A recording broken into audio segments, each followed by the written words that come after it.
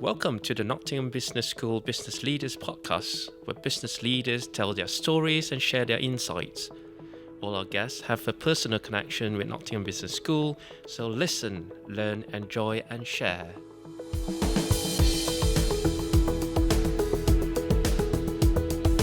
Welcome to another episode of the Nottingham Business School's Business Leaders podcast with me, Mike Sassy.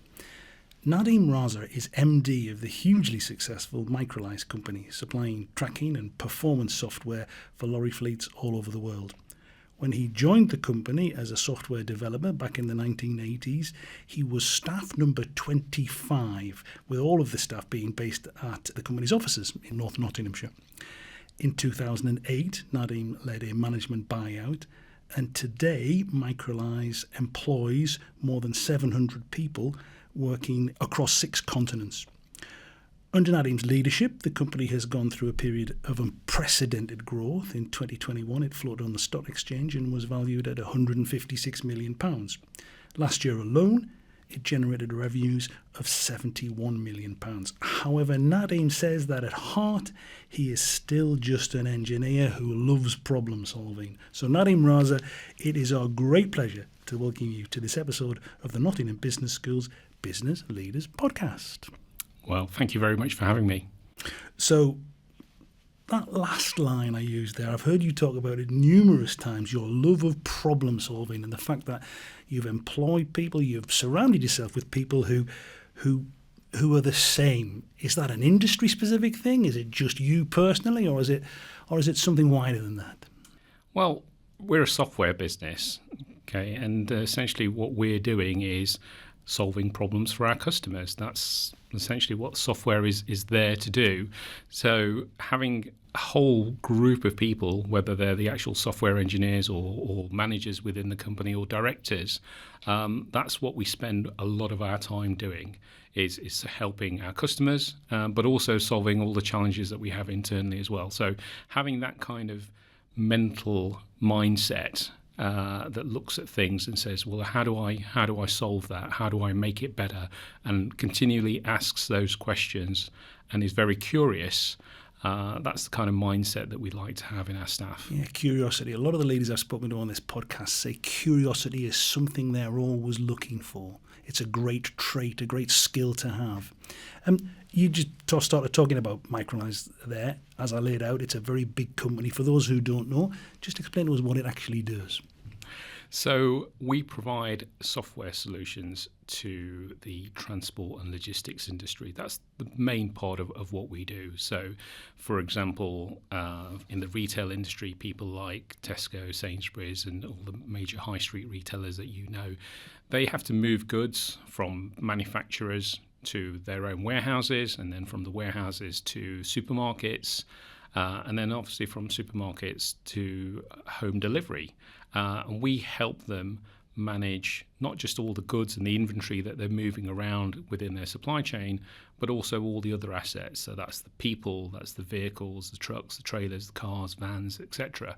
And help them do that in the most effective way possible so that they reduce their costs, they reduce their environmental impact, and they meet the extensive and critical quality requirements that customers have. You know, that ability to place an order today and have something delivered tomorrow, or in fact, as a lot of retailers are going to now, having it delivered within a few hours later on today. You know, being able to do that at scale, doing it efficiently and doing it at a low cost without causing lots of environmental impact is really what everyone's trying to do these days.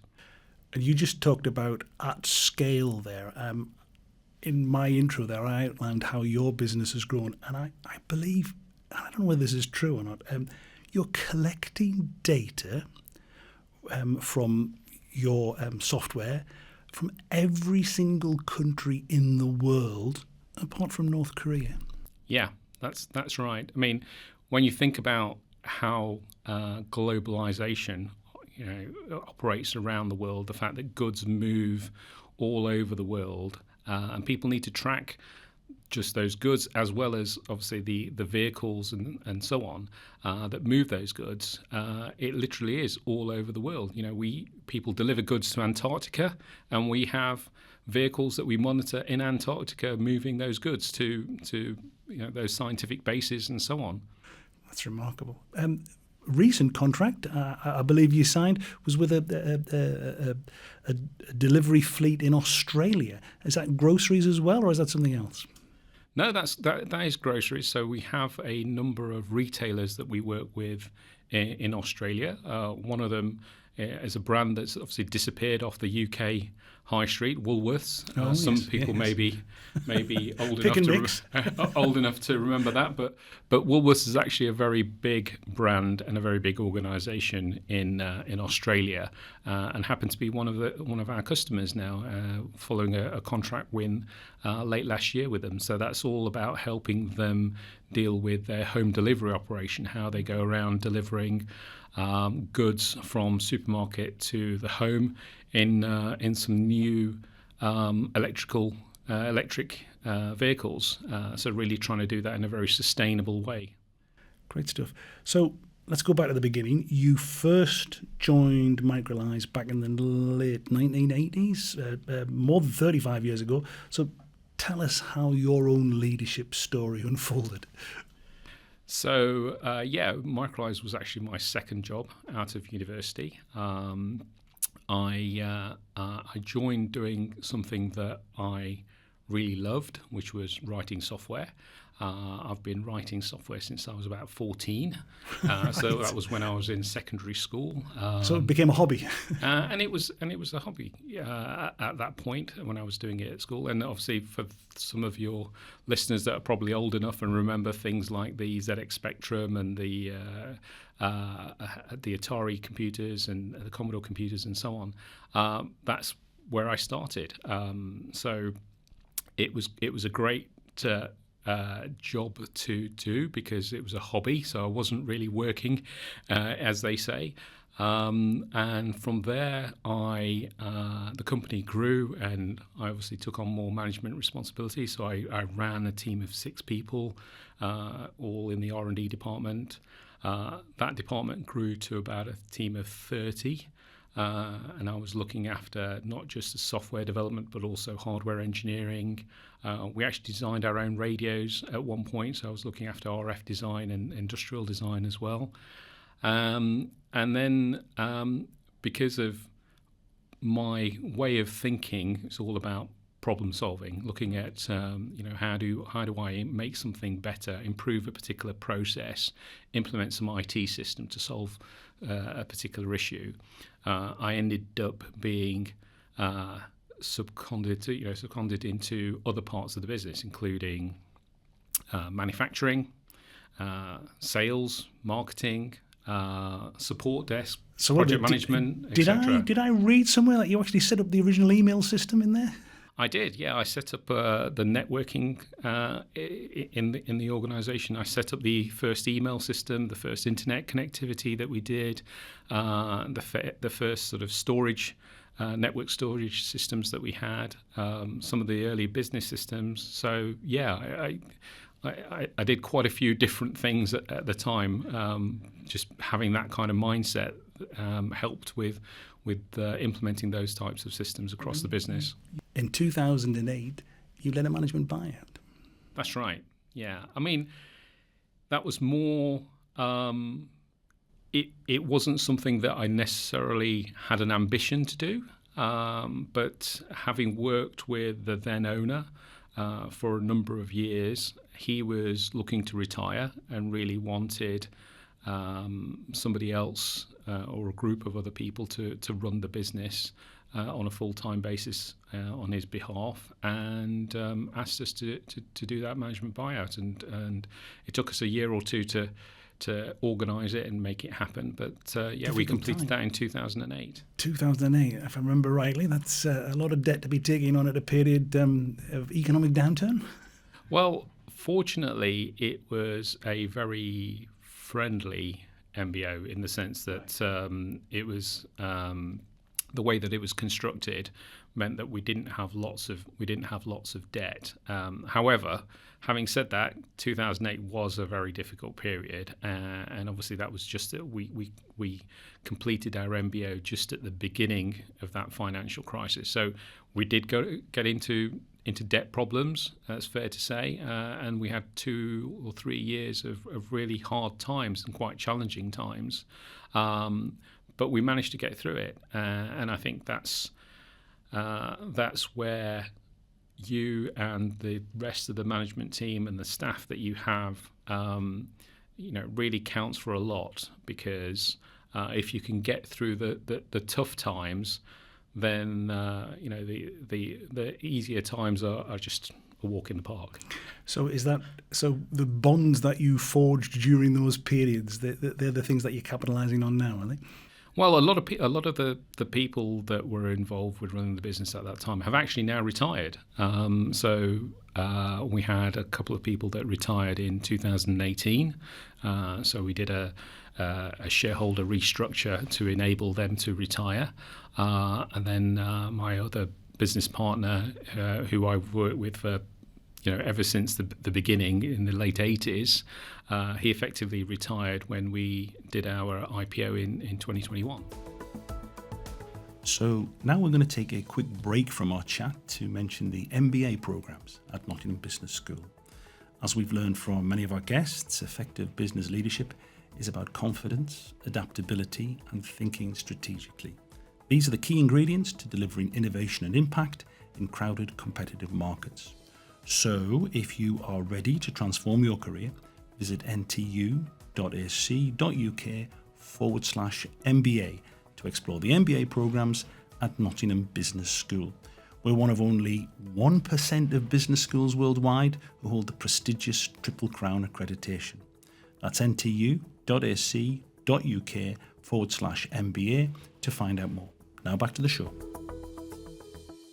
I'm interested in how all of this has fed into your leadership. Has it made it the fact that you did every job to start with, and then you went through a tough period and you came out the other end? Does this make it much easier, or does it mean that you're always feeling the need to put your nose in everything that everyone does? No, I think that in life you continuously learn. Okay, all of these challenges happen. Sometimes they happen and they're instigated by you. Sometimes they happen to you. But every one of them is a learning experience, and it makes you who you are. You understand that there can be difficult times. You know how to deal with those difficult times and the stress that involves. Equally, you know how you can rely on certain people because you can trust them that they've got your back and you've got their back as you go through some of those processes. Having worked across large parts of the organisation and understanding how different things, different departments and different roles work, also help you with an understanding of how the business is put together. Business is made up of all sorts of different areas. They have different people with different ways of working, different characters in them, and being able to understand that helps you organise, manage, motivate, lead all of those different departments, because you understand that the people in finance have a very different mindset to the people in marketing. And so being able to appreciate that those differences in characters helps you manage and lead an organisation more effectively.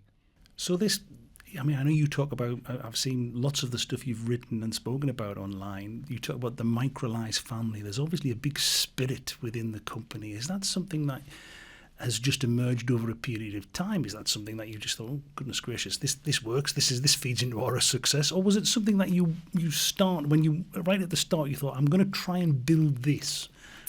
No, I think it was instilled in me by some of the previous owners of the company prior to. Good mentors. Yeah, we had good mentors, and they were very much thought about the staff, and very much thought about the being fair to everybody, being very aware of their needs, and really trying to make sure that the staff are looked after, because it's particularly in our industry, the business is the staff. There's a lot of knowledge, a lot of skills, and a lot of experience within staff that you don't really want to lose. They are part of the fabric of the solution that you sell to customers. Without the knowledge of the people involved, the software is just a tool. You don't really understand how to use it, and it's all the knowledge and experience of the people that can help customers use our tools more effectively. That's what really delivers benefits to those customers, not the tool itself. And you were just talking there about the importance of trying to keep staff and to grow staff within your business. How is that becoming increasingly difficult? I don't think it's becoming increasingly difficult. I think it's about how you treat people. If you treat people well and you look after them through their tough times, people can go through lots of issues that are nothing to do with work. They can have lots of personal issues outside of work as well, and you have to be conscious of that.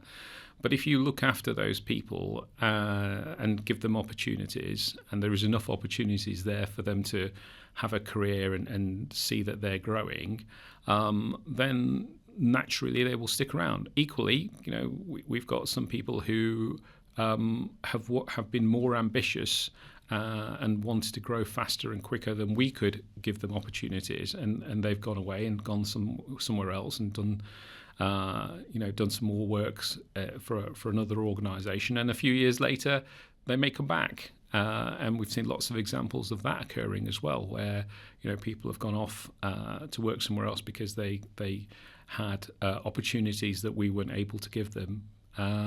But a few years later, they've grown and they've developed, and there was something else that we could offer them, and they've come back. So it's just being very conscious of how people want to operate and how people want to develop as well. Well, you've talked about the importance of looking after people there. But as a leader, I go through everything that you've done. It strikes me that you've taken a lot of personal pressure. There's the MBO, which you've just spoken about. You mentioned the fact that you floated in 2021. You've got lots of big ideas for future growth. A lot of your own money is tied up in the business. How do you deal with that pressure while at the same time maintaining this, if you don't mind me saying, affable, broad-minded leadership style? Well, I've always had this view that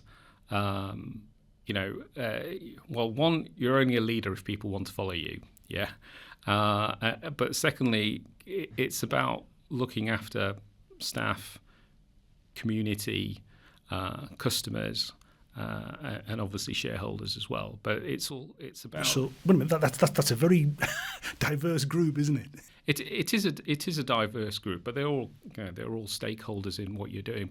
But fundamentally, I'm always about thinking about how you can create value and create benefits to people, and so I'm very much always focused on doing that rather than thinking about what's in it for me, because I think that kind of happens as a consequence of doing all the other things. If you create value elsewhere, then ultimately you'll benefit yourself. But the key thing is to look at where you can add value, where you can help your staff, where you can help customers, and benefits to yourself will ultimately arrive as a consequence of that. Do you love being in charge? It has its good days and it has its bad days. I think there are some aspects of it that, it's great to be able to define your own destiny and I guess to decide how you want to do things.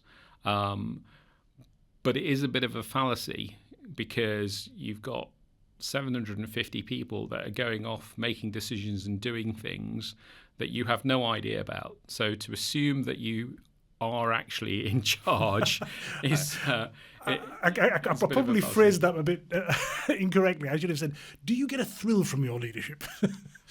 I get a thrill out of the success that we achieve as an organisation. Yeah. So the fact that we've helped customers save a lot of money, the fact that we've helped people reduce their carbon footprint, reduce the amount of fuel they're using, made things more efficient, help them improve the quality of service that they're delivering to their customers. All of those things, you go, yeah, okay, great, we've made a difference. And I think that's the key thing, is being able to make a difference. But does this not all come back to the fact that when you were 14, 15, you were loving what you were doing when nobody was paying you for it? This problem-solving engineer who enjoys the ZX Spectrum, and now you're just doing a natural progression of that.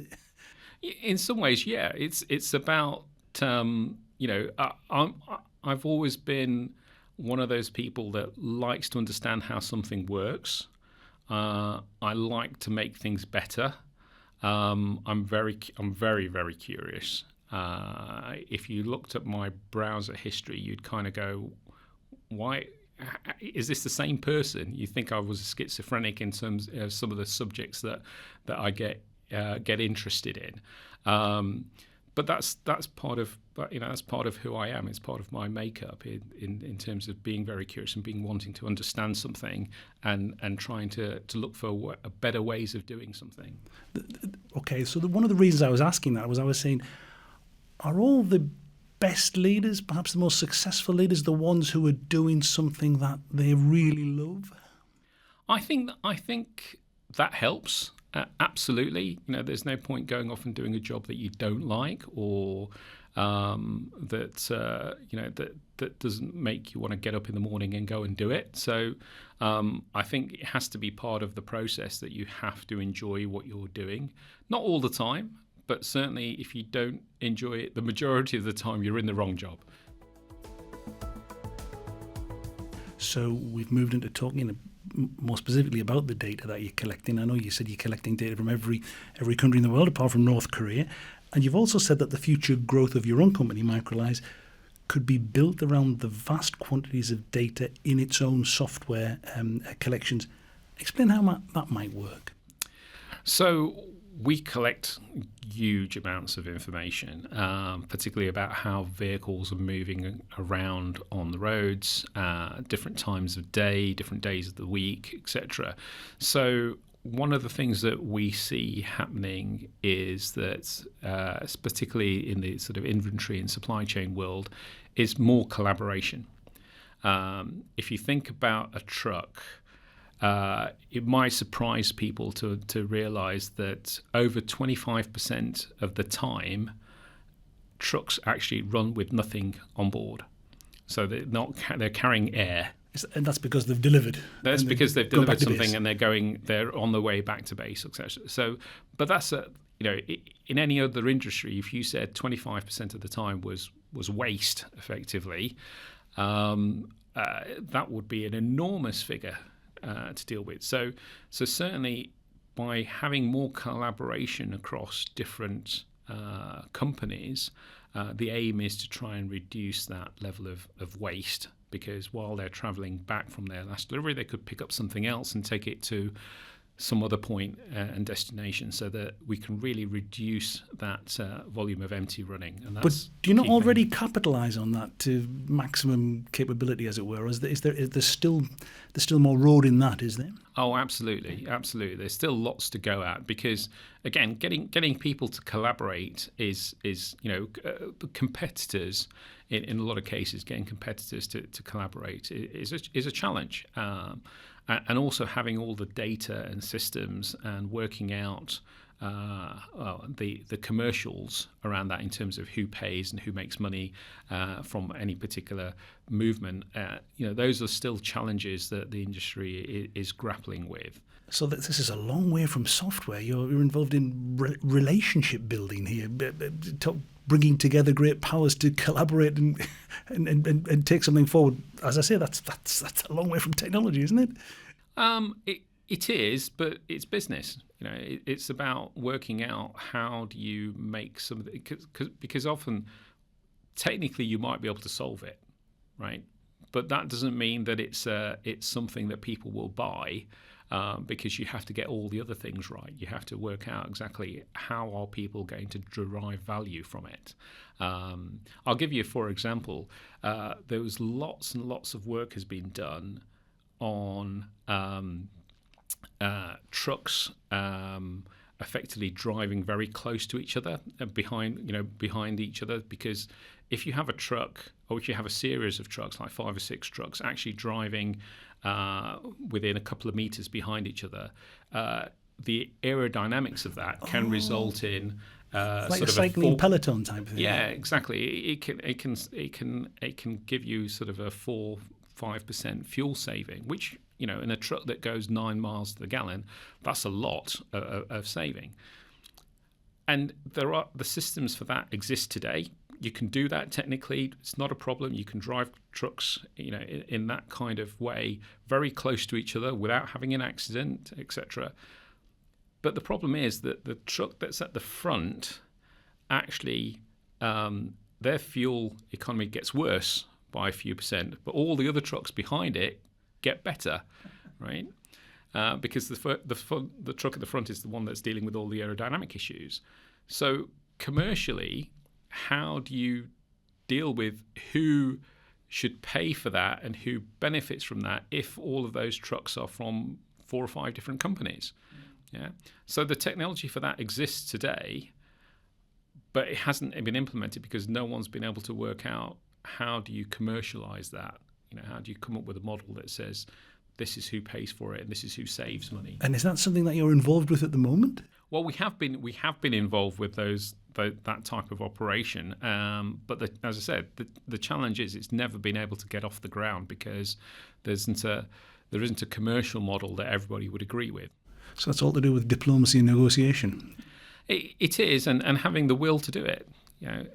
We've seen a number of people do it with their own trucks, but obviously that's a very small part of what you can do on the road in comparison to doing it with all the trucks that are out there. So there are benefits still to be had in the supply chain and that world, but it's not just a matter of getting the technology to work. Fascinating stuff. So looking back over your leadership, I know you probably see several years in the future of your leadership, but just looking back over the last 3 decades or so, what's the decision that's made you most proud?